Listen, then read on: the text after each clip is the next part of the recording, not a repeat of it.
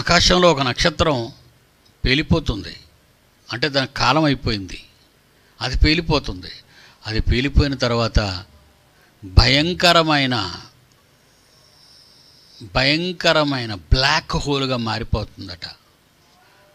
నల్లటి చీకటి రంధ్రం. అది ఎక్కడికి పోతుందో, ఎంత లోతులకు పోతుందో తెలియదట, కానీ దానికి ఎంత పవర్ ఉంటుందట తెలుసా? ప్రక్కనున్న నక్షత్రాలను కూడా మింగేటంతటి శక్తివంతమైన బ్లాక్ హోల్గా మారిపోతుంది.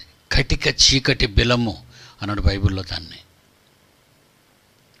కటిక చీకటి గల బిలము. ఇవి ఎందుకు తయారవుతున్నాయని మీరు అనుకుంటున్నారా? నక్షత్రాలు పేలిపోయి ప్రక్కనున్న వెలుగుతున్న నక్షత్రాలను కూడా చీకటిలోనికి లాక్కుని చంపేస్తున్నాయంటే, ఇలాగ అనేక నక్షత్రాలను ఆకర్షించుకొని భయంకరమైన బిలాలుగా మారిపోతే ఆ బిలాలను దేవుడు ఎందుకు వాడతాడో తెలుసా? పేతురు రాసిన 2వ పత్రిక 2వ అధ్యాయము 4వ వచనం. పేతురు రాసిన 2వ పత్రిక 2వ అధ్యాయము 4వ వచనం.